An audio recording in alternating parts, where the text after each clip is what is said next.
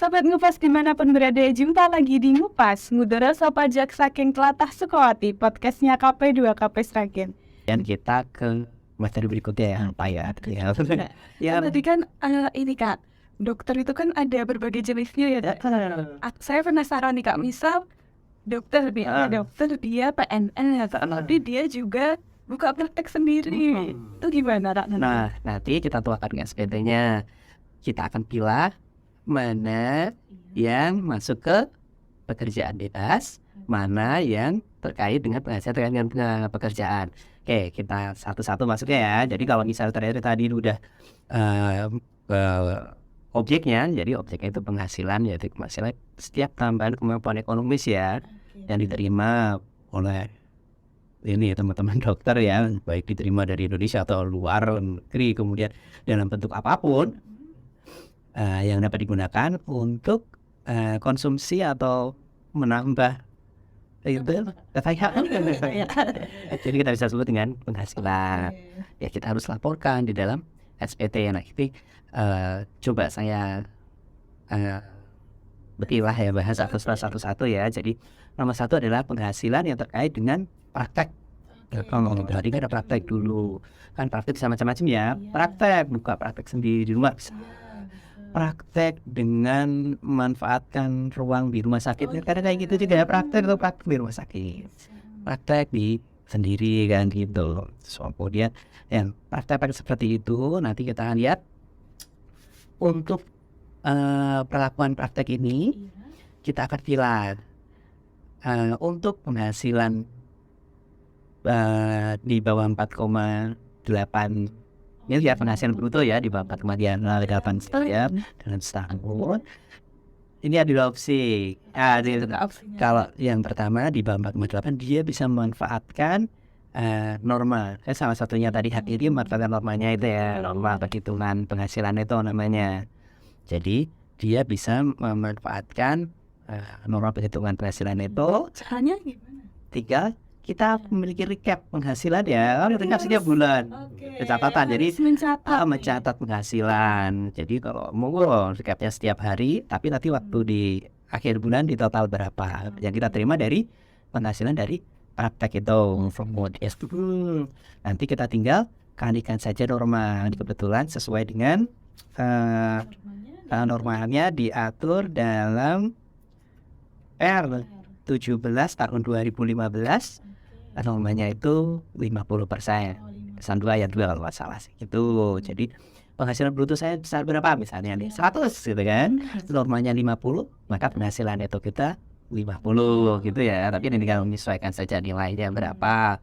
Kemudian ini kalau kita menggunakan rumah kan contohnya kesederhanaan ya, sederhana kan. Kita tinggal kali udah anggapnya 50% itu sebagai biaya yang kita keluarkan, bersihnya 50%. Atau opsi yang kedua, wajib pajak itu menyusun laporan keuangan atau pembuat pembukuan ya. Yang waktu kita wajib pajak atau dokter bikin pembukuan akan menerbitkan atau menyusun laporan keuangan. Jadi akan membuat jadi penghasilan bruto saya berapa, kemudian biaya yang saya keluarkan berapa, nih biaya yang bisa diakuin itu yang biaya 3M ya. Apa aja? Biaya mendapatkan, menagih, dan memelihara dari penghasilan itu. Jadi biaya-biaya terkait dengan penghasilan yang kita dapatkan. Jadi penghasilan bruto, kemudian kurangi biaya-biaya, akhirnya nanti munculnya penghasilan neto. Sama seperti tadi, kalau tadi langsung dikalikan 50%, kalau ini dengan pembukuan juga biaya, akhirnya muncul penghasilan neto juga. Hasilnya sama. Jadi yang satu menggunakan norma dengan lebih sederhana, yang satu lagi mungkin mencerminkan karena kondisinya sesuai dengan biaya yang dia keluarkan kan, sesuai dengan realnya berapa kan. Cuma saja untuk ya pembukuan dia harus tetap menyusun laporan keuangan ya itu. Kemudian tadi setelah ada perhitungan mengenai praktek, kita masuk untuk yang sehubungan dengan pekerjaan. Misalnya ternyata dokternya tuh PNS atau enggak karyawan swasta, misalnya direksi dan lain sebagainya, itu tadi yang dia mendapatkan penghasilan dari pemberi kerja ya. Biasanya dia akan mendapatkan bukti potong. Jadi patokannya nanti lihat dari bukti potong kita 1721 A2, oh ya udah PNS ya nih bulan. Nanti kita perhitungkan, kita masukkan ke SPT juga. Kemudian kalau ternyata 1721A1 dia karyawan swasta. Kemudian misalnya ada bukti potong pasal 21 yang lainnya, nanti kita akan lihat jenisnya seperti apa dan kita masukkan. Nah, intinya beberapa penghasilan itu ada yang tadi ya praktek ya, ada yang penghasilan misalnya penghasilan dia sebagai karyawan, dia sebagai PNS, nanti kan dipotong juga oleh pemberi kerja atau bendahara, sehingga penghasilannya akan kita masukkan juga FSPT, cuma kolomnya mungkin berbeda. Tapi perhitungan tetap sama kok nanti kan. Penghasilan itu akan masuk ke depan gitu kan. Atau depan dikurangi dengan PTKP dan lanjut ke berikutnya. Itu nanti ke belakang ya, kita coba ke e-form nanti ya. Kemudian setelah yang tadi Praktik udah, terus hubungan dengan pekerjaan.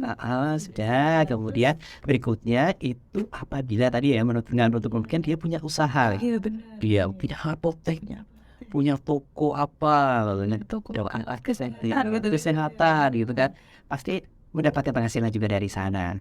Waktu mendapatkan penghasilan itu kita bisa lihat lagi kewajibannya untuk penghasilan di bawah 4,8 miliar gitu kan. Untuk 4,8 miliar kemarin kan kita bisa sampaikan bahwa oh ini sifatnya final. Oh iya. Sebelum Juli 2018 1% final, kemudian PP 23 jadi 0,5%. Jadi ada penghasilan yang sifatnya final untuk yang tadi usaha tadi ya. Jadi nanti kita pisahkan juga di SPT. Ini masuk ke penghasilan final. Oh, jadi kita pisahkan dengan yang tadi non final. Jadi waktu dia masuk ke final ada pajak yang terutang. Kemudian tadi kita sebutkan tadi ada billing untuk penghasilan final tadi ya, kita sempat sedikit. Jadi untuk penghasilan yang sekiranya peredaran usahanya atau omsetnya di bawah 4,8 miliar. Di bawah 4,8 miliar itu terutama PPh final. Oke, ya kemarin kan 100% ya. ya 100% dari omsetnya. Tapi dari Courtland akan ada berita baik nih buat penghasilan ya. Hari gembira ya. Jadi untuk yang memiliki usaha tadi yang penghasilannya di bawah 4,8, untuk penghasilan sampai dengan 500 juta ya, Oke, itu tidak dikenakan PPh final. Jadi undang-undang HPP. Jadi sesuai dengan undang-undang HPP bahwa ada beberapa tambahan yang bukan tambahan sih sebenarnya, ada beberapa informasi yang bisa kita sampaikan. Itu kan ruang HPP kemarin kan Undang-Undang Nomor 7 tahun 2021, ini berlaku tahun pajak 2022. Jadi di tahun 2022 ini ya kemudian bisa nanti kita laporkan di 2023 NPT-nya ya. Untuk teman-teman yang memiliki kegiatan usaha itu kan tadi yang sekiranya peredaran usahanya masih kecil, 500 berarti belum sampai 500 juta yang punya usaha tadi, misalnya punya apotek tadi ya, di bawah 500 juta memang tidak ada pajak finalnya terutama. Kemudian kalau misalnya di atas, kalau udah di atas apa dikenakan semua? Ternyata bagian lebihnya itu tadi yang kita kenakan. Diakumulasi nih sampai bulan Maret ya udah dapat 600 juta gitu. Nah, jadi waktu sampai dengan patah dulu, ke bulan Maret 500 juta nih gitu kan. 500 juta berarti kan ya tidak dikenakan tadi ya, yang saya nggak ada pajak finalnya ya.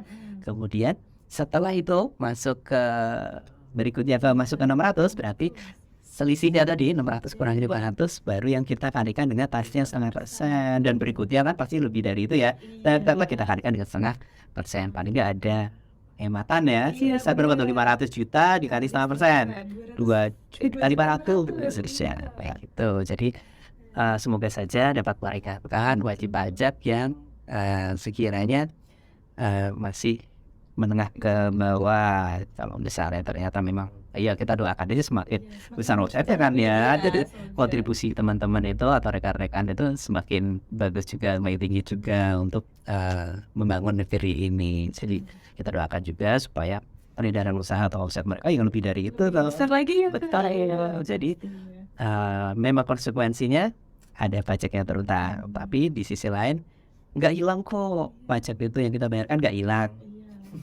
buat negara ini, buat bangun jalan. Itu kalau misalnya bangun jalan, terus jembatan, pendidikan, terus kesehatan dan lain sebagainya, kita turut berbangga. Misalnya, oh aku ikut adil nih gitu kan. Ada 1% dariku nih.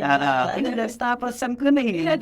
Atau pajakku nih pasal 29 yang aku bayar kemarin itu ini buat ini nih. Jadi waktu kita nanti melihat kan, ini ternyata ini adalah sebagian dari apa yang aku setorkan. Jadi ada kebanggaan tersendiri di wajib pajak. Kemudian itu tadi yang PPh final ya, ada lagi yang di undang-undang HPP itu yang organisasi ya, itu ada yang perubahan untuk tarif. Oh iya. Ya pasal 25 ya. Maaf, untuk perhitungan tarif bukan pasal 17. Sorry 17. Perubahannya gimana nih Kak? Di waktu pasal 17 itu ada beberapa. Kalau yang pertama kan kalau pasal 17 kita lapis tarif ya. Kalau yang Itu awalnya ada berapa lapis nih? itu ada 1, 2, 3, 4 ada lapisan. Sekarang udah di 5 lapis. Supaya apa? Supaya lebih memberikan keadilan bagi wajib pajak. Jadi kalau lapis pertama dulu kan 50 sampai 50 juta gitu kan, dari penghasilan kena pajaknya kena tarif yang 5%. Kemudian berikutnya 50 sampai 250 itu karena yang 15%. Kemudian berikutnya lagi 250 sampai 500 itu kena yang 25%, dan di atasnya itu kena yang Dari 500. 30%. Terus yang baru gimana gitu kan? Ya yang baru itu 0 sampai 60 juta kita kenakan ya. Kemudian yang tadi 60 sampai 250 sama ya, kita kenakan yang 15 lapis kedua. Kemudian 250 sampai 500 kita kenakan ya 25%. Kemudian 500 sampai 5 miliar kita kenakan yang 30%. Dan terakhir di atasnya kita kenakan 35%. Supaya apa? Tercipta keadilan, lebih adil. Jadi semakin tinggi penghasilan yang kita terima atau semakin tinggi penghasilan kena pajak yang kita terima, maka kontribusi kita gitu kan juga akan semakin besar gitu. Menunjukkan aspek keadilan ya Kak? Iya. Dan itu tadi poinnya, berbangga hatilah kita ikut berperan serta dalam pembangunan negara ini gitu. Jadi beberapa penghasilan yang tadi bicarakan kan, ada yang terkait dengan praktek, terus hubungan dengan pekerjaan, kemudian sebuah usaha, kalau dia punya usaha. Nanti ada beberapa juga misalnya penghasilan dalam negeri lainnya yang bersifat tidak final, misalnya Contohnya apa? dokter yang mendapatkan penghasilan berupa bunga, royalti, sewa atau keuntungan dari penjualan dan atau pengalihan harta, capital gain kan gitu, misalnya penjualan rumah misalnya kayak gitu. Kemudian ibadah yang diterima dari produsen obat-obatan itu nanti kemungkinan besar nanti kenakan pasal 17. Kemudian yang bersifat final, ada juga penghasilan bersifat final. Tadi kan yang dari usaha bisa jadi kalau misalnya penghasilan di bawah 48 yang sifatnya final ya. Kemudian ini juga penghasilan yang sifatnya final, salah satunya ada beberapa contoh. Selain dari usaha tadi ya Misalnya tabungan atau deposito, kemudian penjualan saham di bursa efek, kemudian sewa tanah dan atau bangunan, kemudian penghasilan yang diterima atas pengalihan hak atas tanah dan atau bangunan. Biasanya pengalihan hak tanah dan bangunan itu kan dikenai PPh juga, itu sifatnya final. Kenapa kita bahas ini? Karena nanti kolom-kolom atau tempat dimasukkannya di dalam SPT itu berbeda dengan yang kita jelaskan yang di sebelumnya ya. Jadi wajib dimasukkan ke SPT tahunan juga. Betul, meskipun sifatnya itu final, kemudian sudah dipotong final misalnya kan, tetap harus kita masukkan. Bahkan ini salah satunya ya, yang bukan merupakan objek pajak pun itu harus tetap kita masukkan ke SPT. Contohnya apa Kak? Misalnya warisan menurut orang tua, mulainya bentuknya apa ya, misalnya kan jadi penambahan harta juga, misalnya harta kalau misalnya jadi diberikan uang kan bisa jadi konsumsi kita juga. Jadi ya tidak bukan merupakan objek pajak, misalnya warisan, bagian laba yang diterima anggota di persoalan komunitas atau modelnya tidak terbagi atas saham-saham. Kemudian ada juga yang bantuan sumbangan beasiswa seperti itu, tetap kita masukkan ke dalam SPT. Kemudian nggak menutup kemungkinan juga ya penghasilan itu selain dari dalam negeri, karena tadi disebutkan penghasilan itu tadi pengertian bisa jadi dari dalam negeri, ada juga yang dari luar negeri. Kita mendapatkan dividen dari luar negeri, nah itu nanti bisa kita masukkan ke SPT kita. Ada mekanisme PPh 24 ya, PPh pasal 24, tapi nggak apa-apa, nanti itu per case saja, nanti kita bahas kalau misalnya ada case-case ini. Kemudian berikutnya adalah pelaporan. Oke, kita bahas tentang Pelaporan SPT-nya tadi udah. seperti ya, Nak, ya. Iya, jadi kalau tadi kan cuma gambaran kira-kira seperti ini, seperti itu, seperti ini. Saya ini kelompokkan dulu penghasilan kita kan ya. Kelompokkan dulu ya. Mana yang sekiranya tidak final, mana yang final, mana yang bukan atau bukan objek kan gitu. Jadi nanti setelah kita pilah-pilah, kita bisa tuangkan ke masing-masing kolom dari SPT tahunan kita. Terus nih Kak, kalau untuk dokter ini kan banyak, untuk SPT tahunan kan banyak ya jenis SPT-nya ya. Ada SPT 1770 SS, 1770S, sama yang terakhir itu 1770 atau IFOM itu. Iya, IFOM.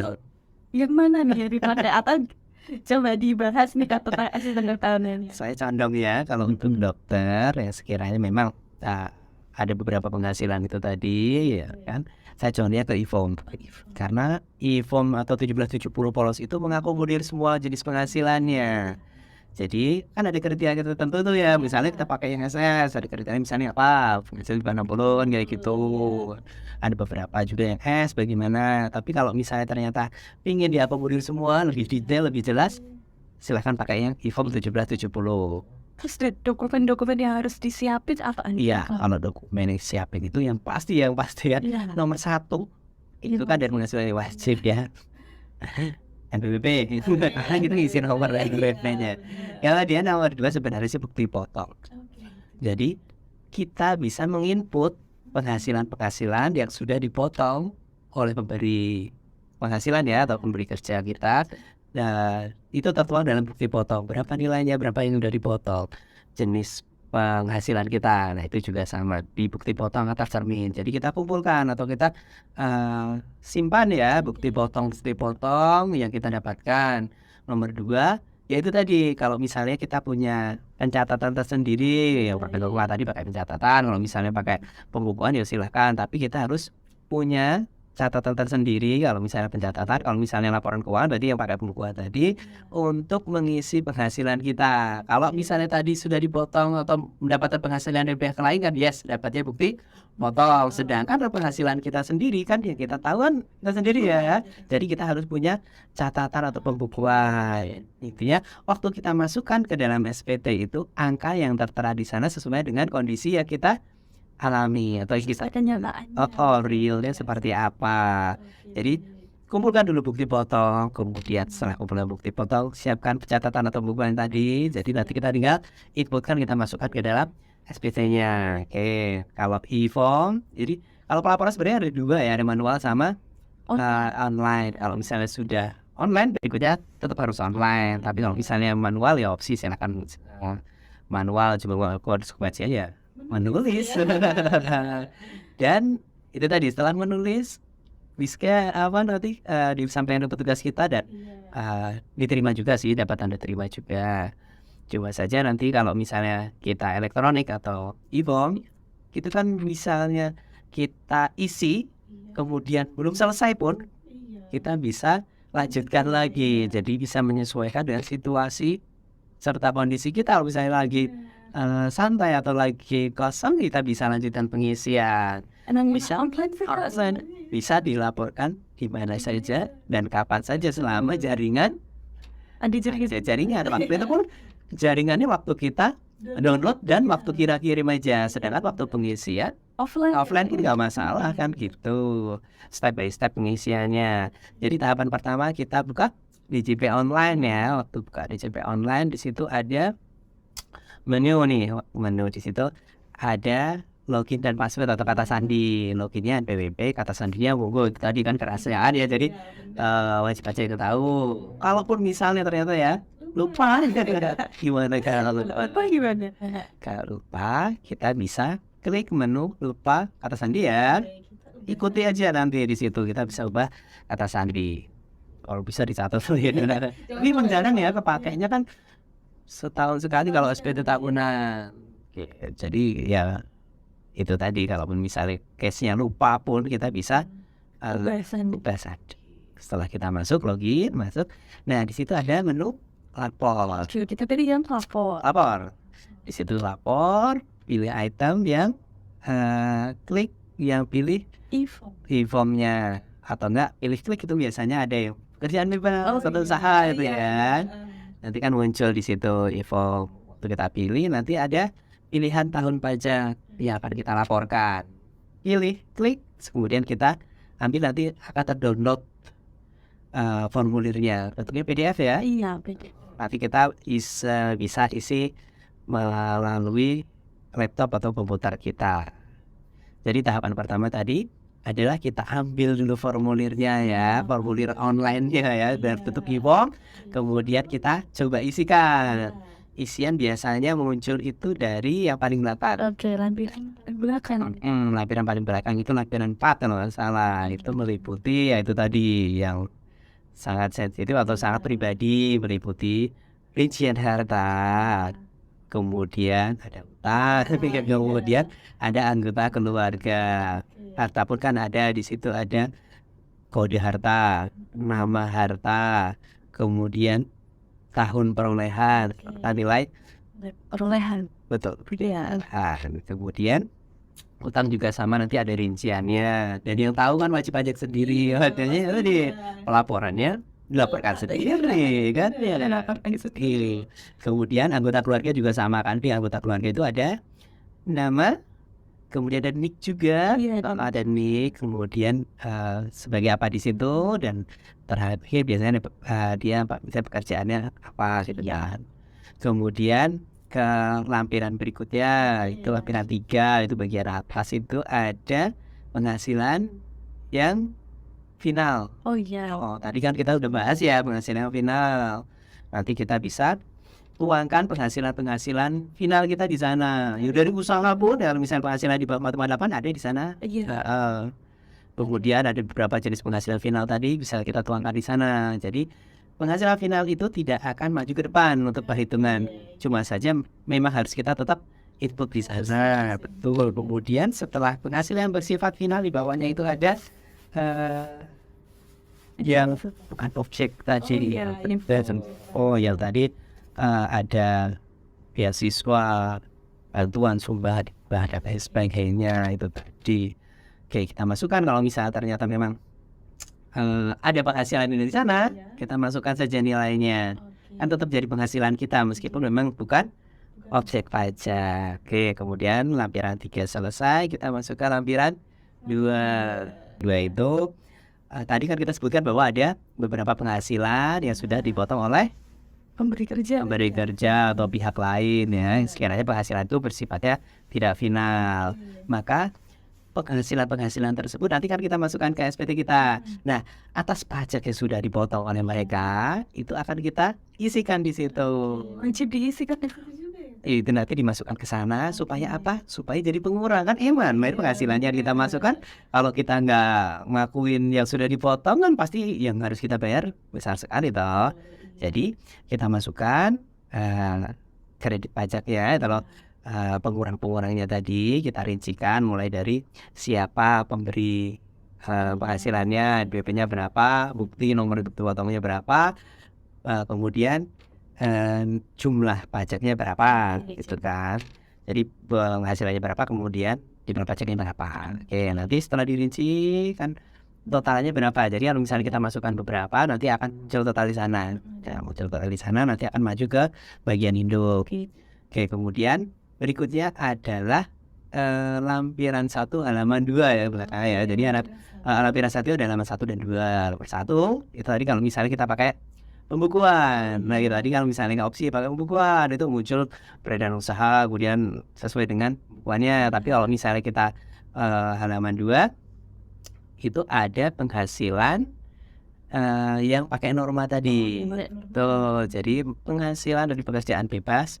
Kemudian ada norma di sana. Kalau misalnya kita memanfaatkan norma Kemudian di bawahnya penghasilan yang sehubungan dengan pekerjaan. Kalau misalnya dia ada karyawan atau PNS, kita tempelkan di sana. Tapi jangan lupa tadi yang sudah dipotong tetap kita masukkan ke Lampiran 2. lampiran 2. Kemudian nomor 3 nanti ada penghasilan lainnya. Kemudian dari sana tadi kalau misalnya lampiran 1 halaman 2 sudah ada opsi sama yang pertama ya. Masuk ke Indo. Oke, ke itu. Waktu ke Indo bagian depan itu akan dikelompokkan dan akan ditotal jadi penghasilan. Penghasilan ya nanti dikurangkan dengan namanya PTKP, salah satu hak wajib pajak tadi. Yaitu mengurangkan dengan PTKP. Dari sana akan muncul penghasilan kena pajak. Jadi setelah tadi ditotal dikurangi PTKP, jumlah penghasilan kena pajak. Dari sana dikali tarif itu secara otomatis ya menghitungnya ya. Jadi akan muncul pajaknya yang terutang berapa. Waktu pajak terutang berapa yang tadi kita input, yang sudah dipotong-potong oleh pemberi kerja atau pihak lain tadi, akan muncul angka di sana sebagai pengurangnya. Sebagai pengurangnya. Betul. Jadi yang dipotong-potong tadi akan muncul di depan. Berikutnya ada juga misalnya kita sudah melakukan pembayaran pasal 25 setiap bulan. Kita masukkan juga angkanya. Totalnya berapa, nanti sisanya kurang bayarnya itu yang harus kita bayar dengan kodenya berapa tadi, 411125 200. Jadi nanti kita buat billing untuk nilai sekian dan kode sekian. Itu di DJP Online juga mengakomodir di bagian bayar ya. Klik bayar nanti kita buat billing di sana juga bisa. Atau misalnya ternyata ragu bikinnya bagaimana, boleh nggak apa-apa, nanti kita bantu di sini buatan billing. Tapi intinya kalau misalnya bikin billing sendiri nggak apa-apa, itu diakomodir oleh sistem kita di DJP Online. Klik aja bayar, nanti bikin billing di situ. Nanti muncul kode billing baru yang kita bayar senilai yang tadi. Betul. Jadi waktu kita nanti mau melaporkan, tinggal kita laporkan tuh, nanti minta kode store ya, TPN ya. Di formnya terus kita lampirkan dengan beberapa dokumen yang harus kita lampirkan, baru kita kirimkan SPT-nya.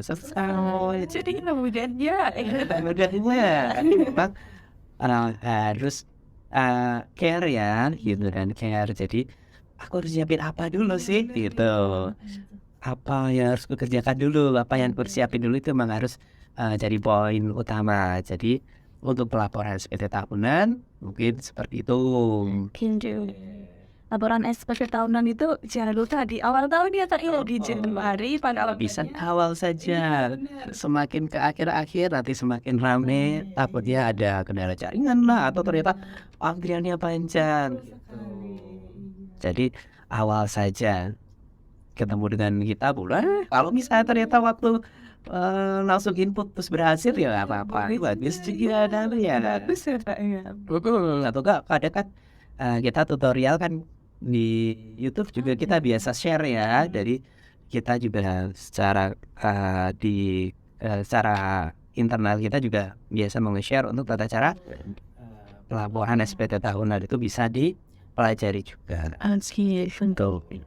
Seru banget ya kayaknya pembahasan kita tentang kewajiban perpajakan dokter tadi ya, daftar, hitung, bayar, dan lapor. Terakhir nih Kak, sebelum selesai ini, apa pesannya Kak Tri untuk Sobat Ngupas, terutama untuk dokter dan wajib pajak semua? Oke, tadi yang pertama sudah disinggung semakin cepat, semakin bagus. Kemudian nomor 2, pelaporan online itu bisa dilaporkan di mana saja dan kapan saja, jadi lebih memudahkan ya.